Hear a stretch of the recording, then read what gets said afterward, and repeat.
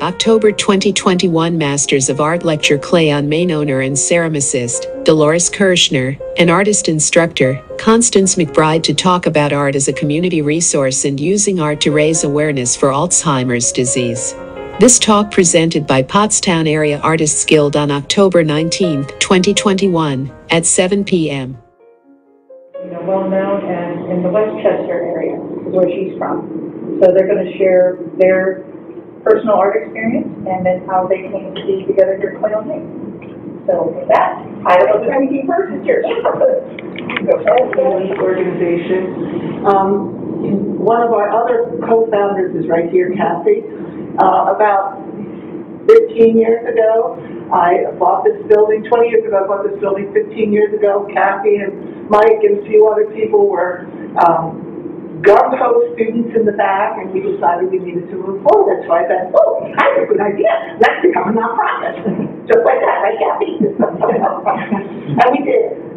And 20 years later, we're still here. We are permanently funded by the Council on the Arts. We get lots of grants. We teach ceramics. We have other classes that we offer. I'm looking at maybe a printmaking studio.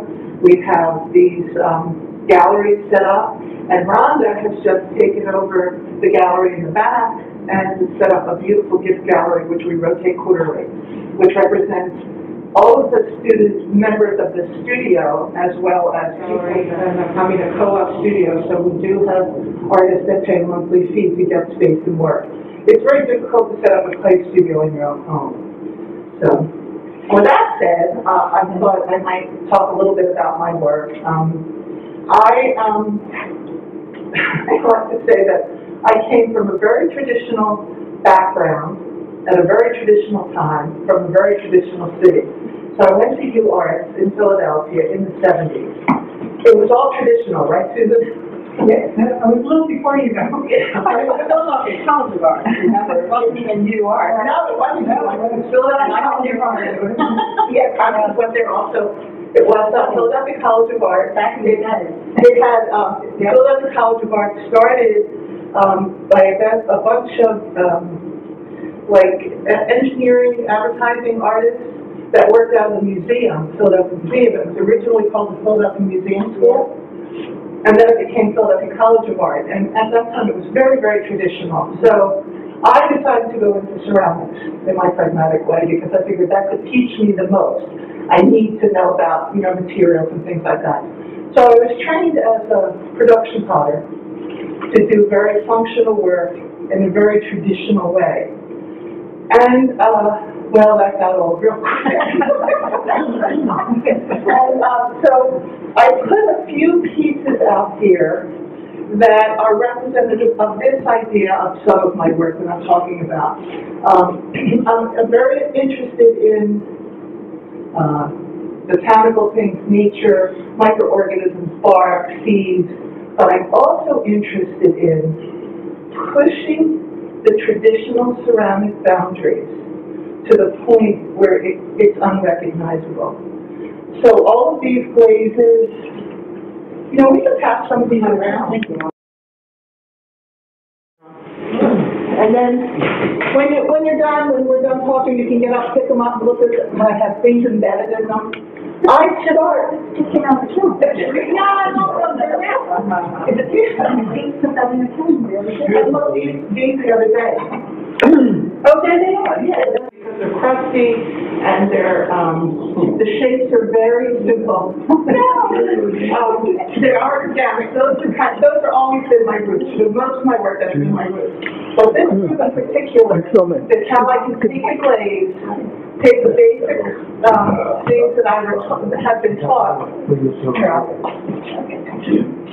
basic information that I was given from a very traditional time, and push it to the extent where it becomes something else. And so that's what these are coming. That's where these are coming from. I'm also interested in what you can put in clay, what aggregates you can put in the clay that won't blow up. That will convey part of the piece, so that you can create a really different look. I mean, the same background stuff that you would make a cup with, and it's the same thing. It's just huge. So these pieces here have aggregates in them: kitty litter, sand, broken cheap kitty litter is clay. Yes. Sand, rock. Yeah. These pieces have. You probably seen these another time. These pieces have broken kiln shelf in them, wire. That's the kiln wire. So if you want to fire wire in the kiln, it has to be stainless steel, that fire, or nitron wire. Those are the old kiln elements. Simply clay. When you take it's just like a cake recipe. You need a little bit of refractory material, that's clay, so the glaze doesn't slide off the top. Then you need silica to melt it. And then you need a frit to kind of help those two blend together. So if you play with that and you change it all, you can make glazes that do whatever you want them to do. And that's the fun part for me. It's really, you can really see it here. See this is very high in refractory materials. So this is actually a glaze, but it crackles like that. In fact, you even apply this, the recipe says, apply it with a putty knife. It's right up my alley. And then I change it. If you change it too much, if you put too much oxide in to color it, that's a frit. That's going to cause it to melt again. But just the idea of being able to take something that's, that once could have been a beautiful cup, a tea bowl, and make it do this.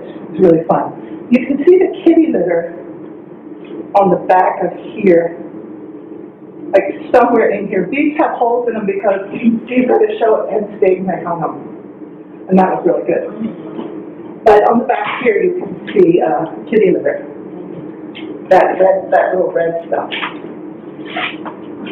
It's not used. That's the calendula seed. During the pandemic, my husband was sorting out all the seeds on the kitchen table. And that's simply a calendula seed. So the forms are easy for me. They're just from nature.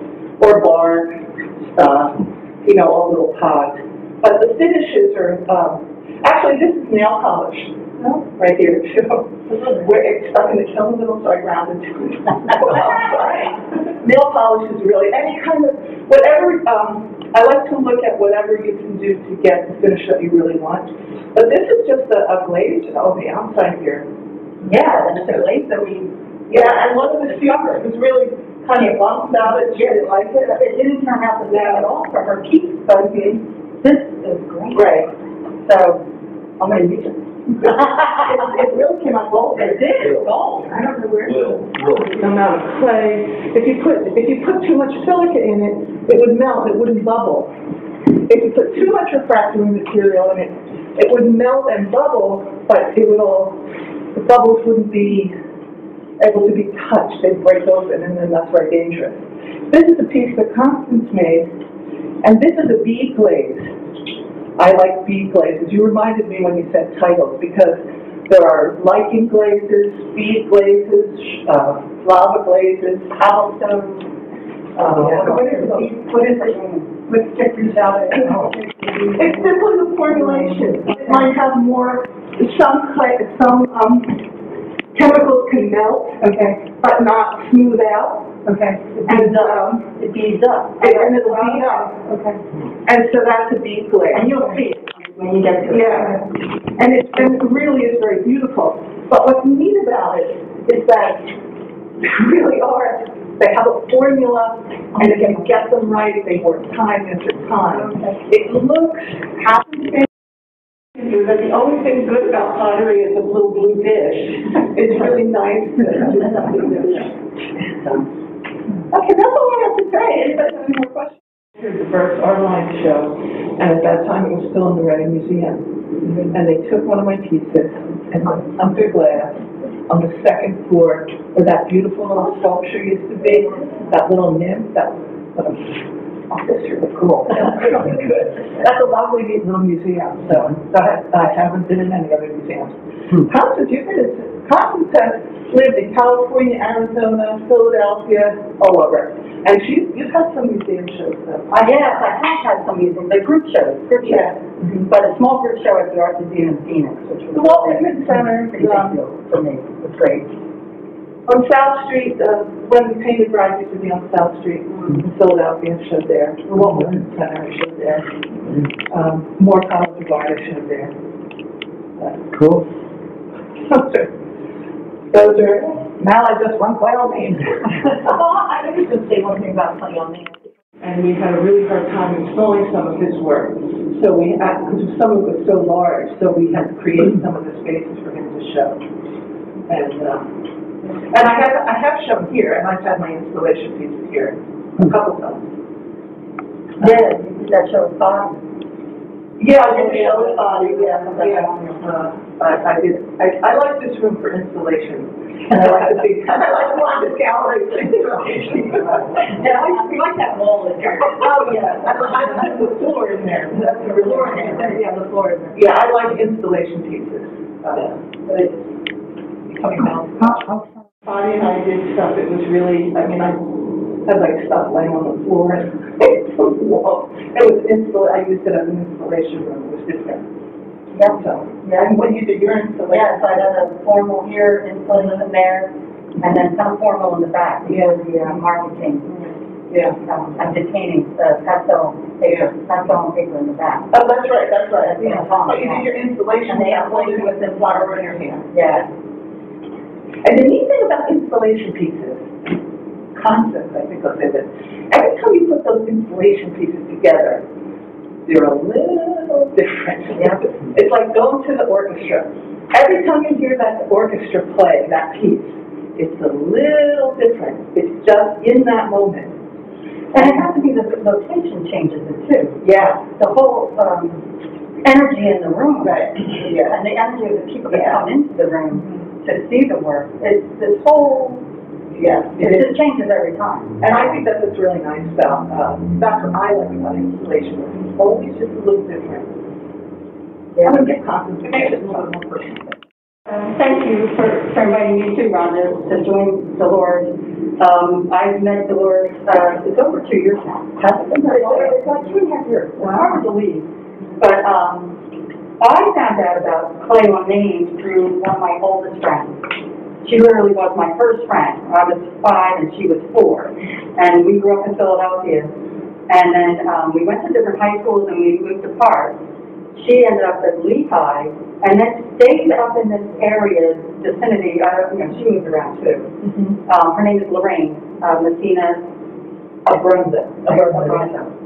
And Lorraine and I lost track of each other, and I was out west for a very long time, almost 17 years.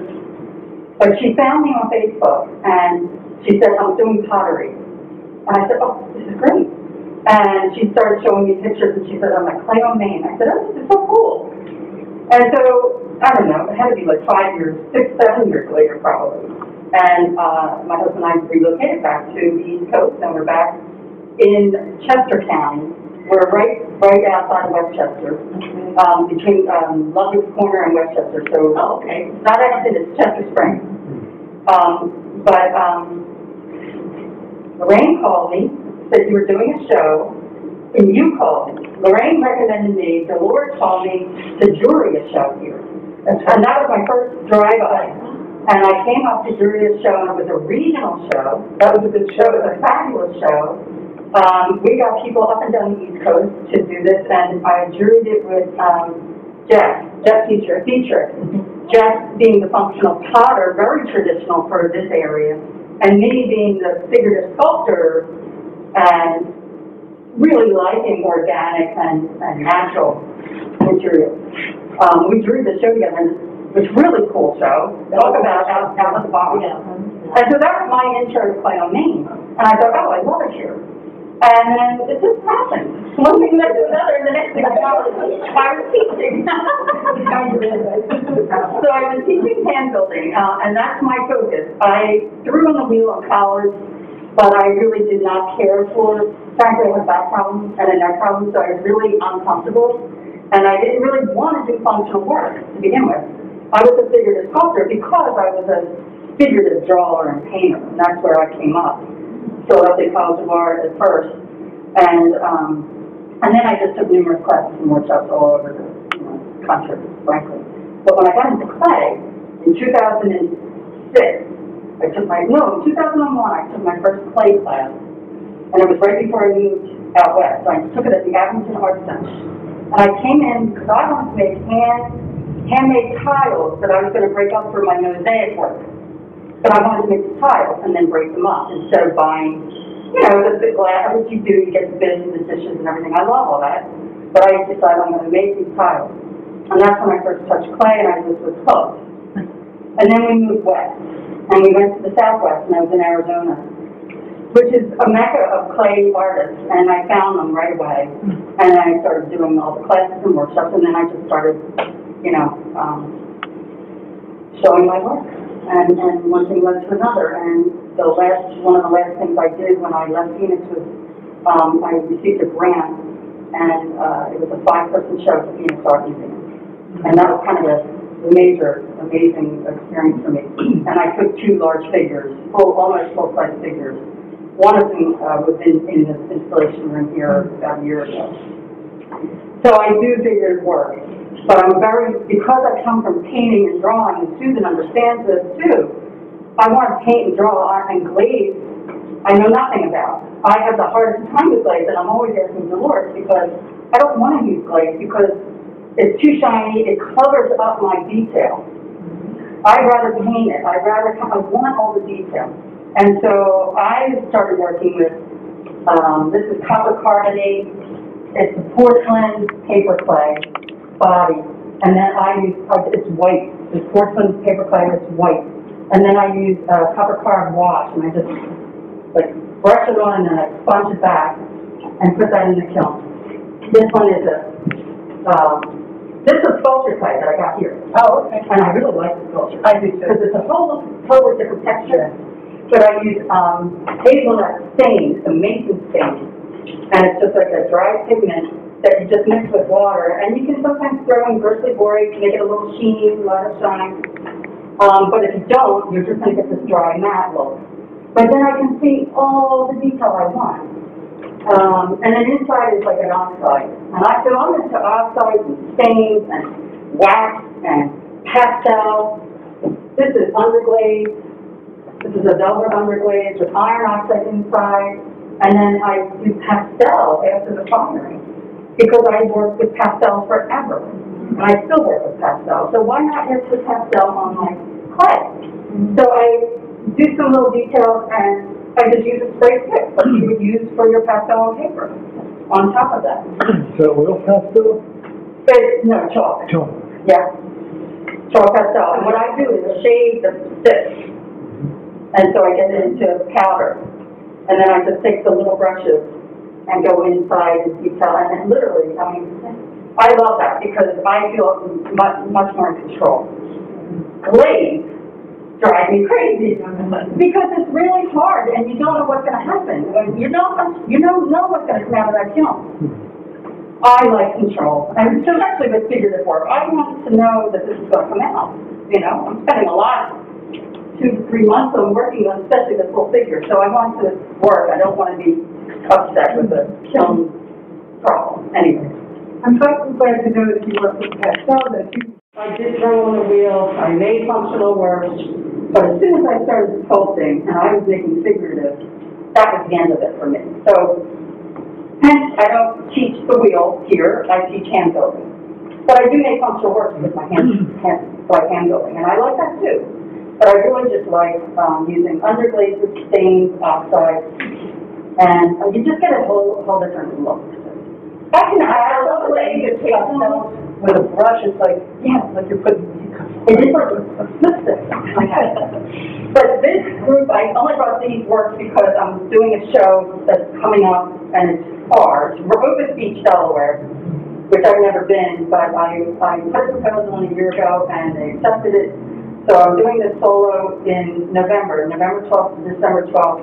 So that's why I thought I'll talk about this project, because The Lonely Girls is a project I started in 2011 when my mother, well, she had already been diagnosed with Alzheimer's, and I was out west, and she was in Philly, and I had to come back constantly, you know, traveling back and forth to visit, and you could see the decline every visit.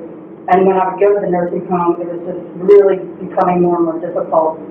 And they were mostly women, so I focused on women to begin with.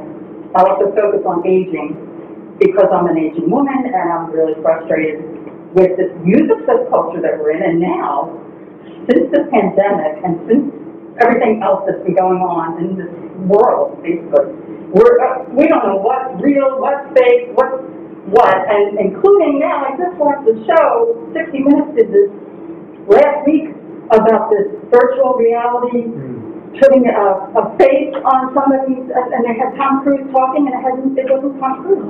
It was some guy. And so it's AI, artificial intelligence. So who knows, but it scares the heck out of me. And I lost my train of thought. We're talking about the Lonely Girls. So the Lonely Girls, these women are mostly women because, you know, statistically speaking, we outlive our men. And so there's all these women in these nursing homes. And with this memory care unit, it's just even worse. People are just neglected and not paid attention to. And because my mother had it, and I was going to visit her, and I was seeing all these women, I was doing a portrait of her, and my photographer said, you need to do a series of, you need to do something with this. So I started making more. And the first group was 7+, and this was one of the original ones here. And then she passed, and then I came back to Phoenix after she passed, and I just went into a totally different direction, and I left this behind for a while. And then I was doing graphite. I was adding graphite on top of my work. Oh, that's neat. Yeah, you've seen that. Some of these faces, I'll add graphite, powdered graphite. That's very cool too. But then, I don't know, it was just a couple of years ago, I decided I was going to come back to this project. Making Sense of Alzheimer's is a platform under University of Penn, and under that they have this segment called Art of the Mind. And if anybody else is interested in doing anything with them, or if you do any kind of work with Alzheimer's, they'd be happy to hear from you. You can submit your work. They show that there's a beautiful website, and they have a platform for people and caregivers so that you can talk about this kind of work and share this kind of work. And they do workshops, and I've taught with memory cafes, with patients and their caregivers, and I've done, you know, small projects, but I do clay projects with them. And I bring everything with me, and we set it all up, and they do really well. The interesting thing is they don't tell me who's the caregiver and who's the patient. So I think that's right. It should not, and it's a good thing. But anyway, I just started thinking about it again, and I think it's time to do this again. So the proposal was accepted, so I had the show. So now I have 11 of them now. I have 11. So these are 2 of the first of the last batch, and I have a couple more at home. Some are, I got 2 in the film right now. I got 2 in the film right now. But the other thing that you did, Constance had for a really long, slow one this time because 2 weeks ago I lost a cheek. I put her in and her cheek exploded. Yeah. And then even with these things, I mean, I think I know what's going to happen. But you still don't. These guys look different, you know? These faces, these are the store, and it's already packaged in the same 25-pound bag that everybody else's bags are. Or you can make it yourself, and there's a couple ways you can make it yourself. In fact, I was up in New York all summer at a residency, and I made 100 pounds of red earthenware paper clay. Okay. And so I mixed the whole thing with all the elements, and then I just got a roll of toilet paper. That's what I use. That's what we use. And I use the industrial toilet paper for the, like, the studios, like, so that, that big one that you would see at the, airport bathroom. And I just took it all and threw that into the mix. And then I mixed it all in the mixer. And so you mix that first and get it to pulp. Right. So you mix that first, pour water in, and then you've got that.